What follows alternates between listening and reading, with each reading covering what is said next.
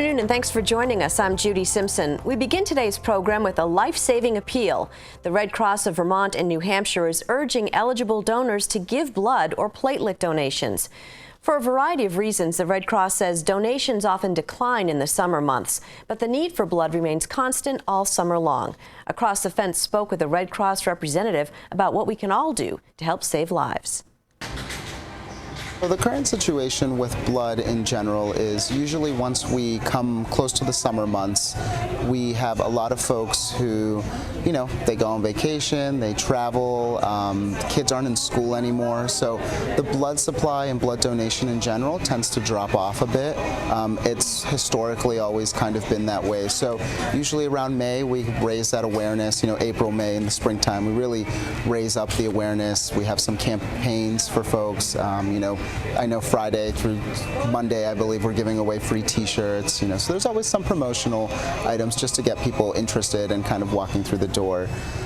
But the current situation, it is pretty dire, and when I say dire, I mean in the sense that hospitals and the Red Cross itself feel comfortable having a certain amount of supply on stock, essentially, and when we get close to that limit, that threshold, then we start to put out some appeals, the urgent need or critical need, and sometimes it also includes specific blood types, so it may not be that the blood supply in general is in need, but it may be we really need O-negative blood, or we really need AB blood.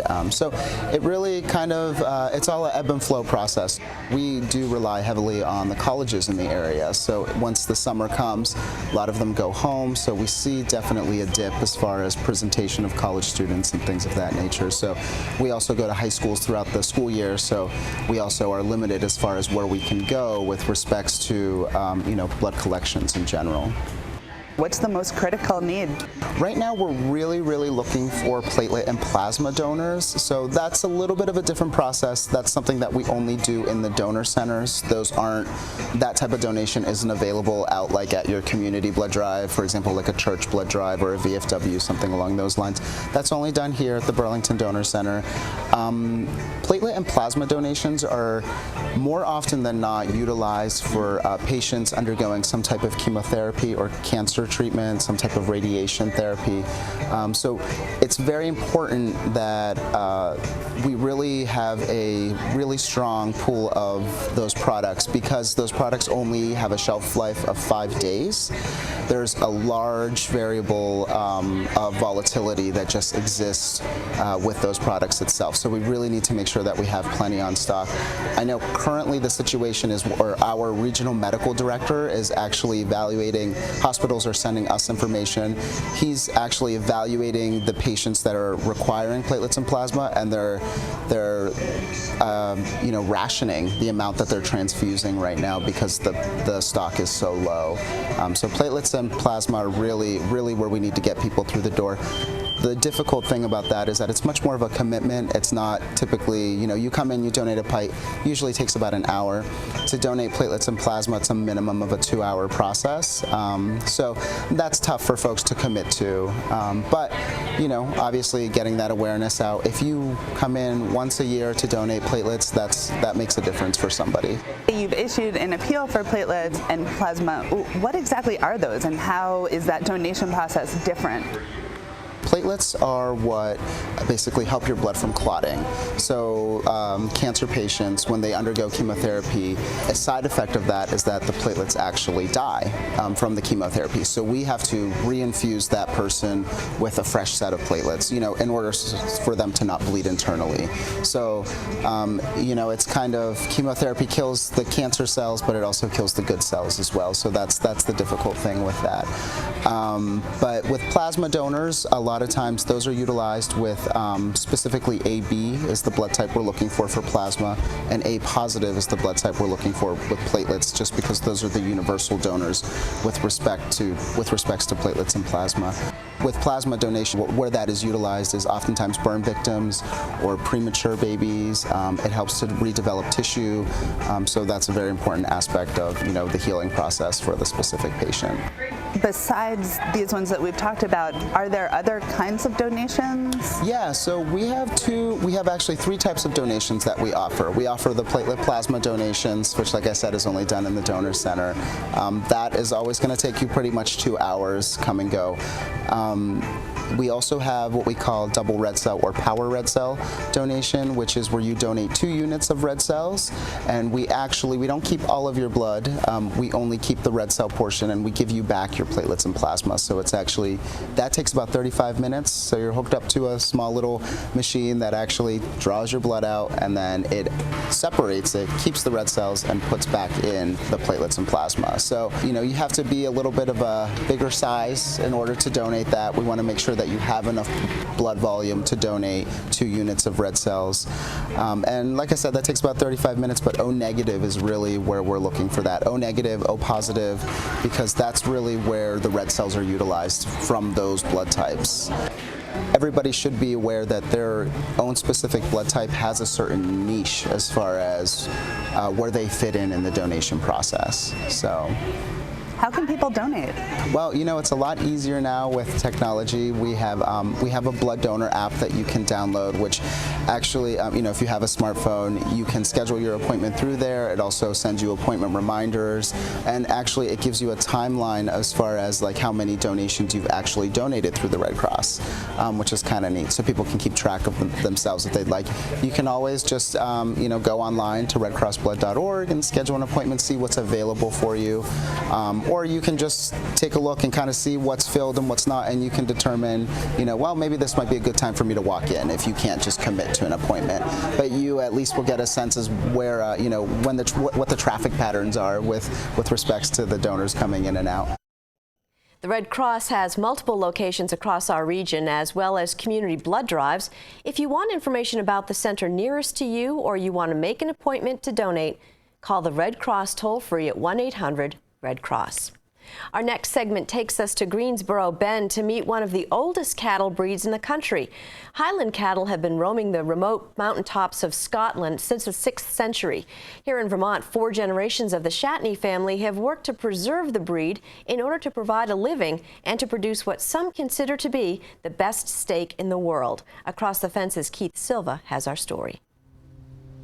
Highlands are thought to be one of the oldest cattle breeds in the world. Raised for centuries on the cold coasts and rugged highlands of Scotland, these animals are resilient and robust. Between their horns and distinctive long hair, nothing else looks like a Highland because nothing else is a Highland. I get along with animals probably better than I do people. And I guess if I can get along with these Highland cattle, I guess that's enough. Nearly 50 years ago, Ray Shatney's father thought the pedigree, uniqueness, and vigor of Highlands would be a good fit for his family's Rocky Hill farm in Greensboro Bend. My dad, back in the late mid-60s, decided that he wanted something different besides just dairy cows, and he had a friend who had a Highland cow. He sort of inherited the Highland cow for $50, which was, I guess, was more than what she was worth back then, but he loved the Highlands and he built a Highland herd. This farm wouldn't be worth much for anything else. It's definitely not an area for dairy farming. These hillside farms in Vermont don't do well in dairying, and it's great for the Highlands. There's wooded and there's a lot of stone here. I think my dad purchased these places so we'd have something to do Sunday afternoon, was picking stone. And we still haven't got them all picked. A new shipment comes in every year. Along with being hardy, Highlands are also gentle and known as easy keepers. To show how laid back his Highlands are, Shatney likes to hone his hairstyling techniques. And the cows like it too. As for those horns, well, Shatney makes sure to keep his distance when Mom is around. The only time we have to worry that I worry about the horns, and I have the same problem with an animal without horns. They're good mothers, and they will protect the newborn calf. So we're real careful around the newborns. You'll see the calves out behind me here. Almost every one has a tag in it. The young ones that don't have a tag, Mom said I couldn't give it a tag. Between this farm in Greensboro Bend and another in Plainfield, the entire herd numbers 170. About 2/3 are purebred Highlands, and the rest are Highland crosses. For Shatney and his wife, Janet Stewart, it's the right size herd and the perfect fit for their family. One of the things we're trying to do is produce a model that other farmers and other people who want to farm can do.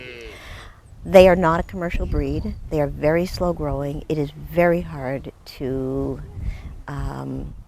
make them economically viable, which is why very few people raise them, and which is why most people who have Highland cattle stay with the breed 5 years. And so what we want to do is show people how you can be successful, because we want the Highland breed to continue. Because Highlands don't grow as fast as more commercial breeds like Angus or Hereford, Shatney crossbreeds his Highlands with Shorthorns.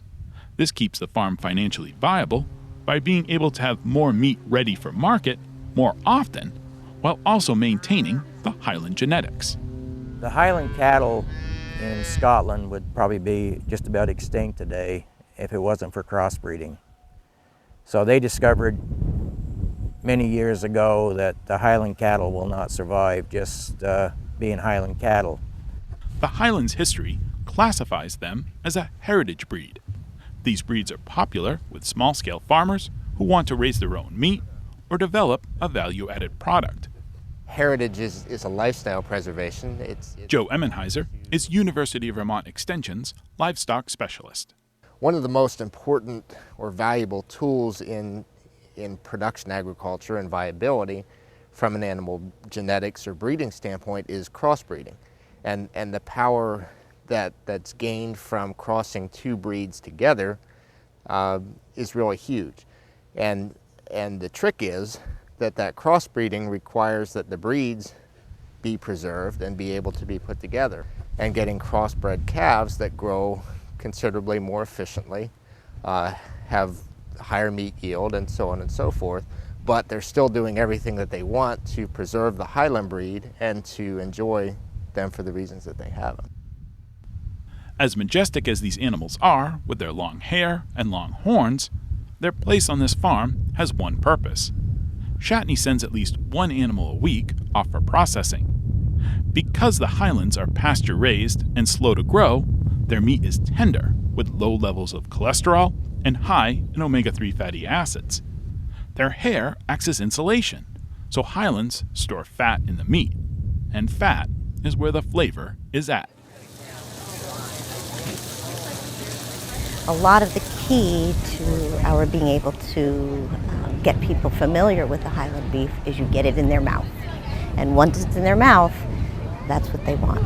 Because as people tell us, they've never tasted anything like it.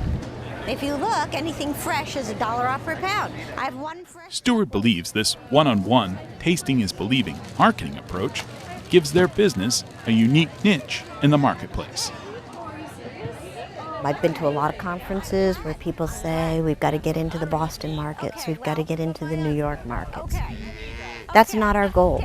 We want to produce healthy food for Vermonters.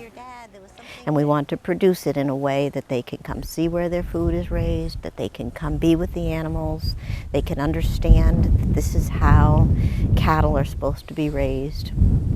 And right now, I don't want to have a lot of new markets. So you might say to me, how come you're not doing much more at promoting your beef? I can't raise any more beef than we're selling.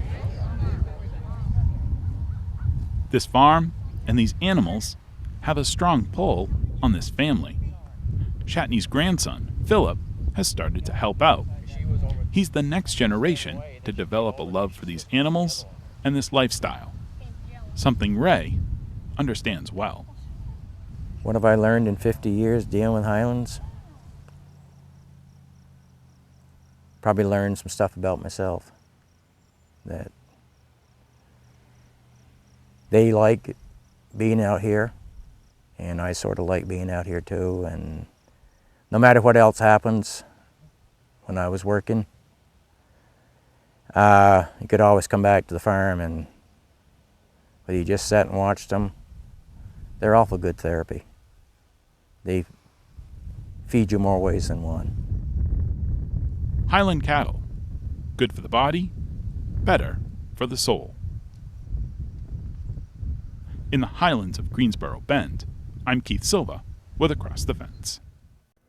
Thank you, Keith, and thank you for joining us. That's our program for today. I'm Judy Simpson. I'll see you again next time on Across the Fence.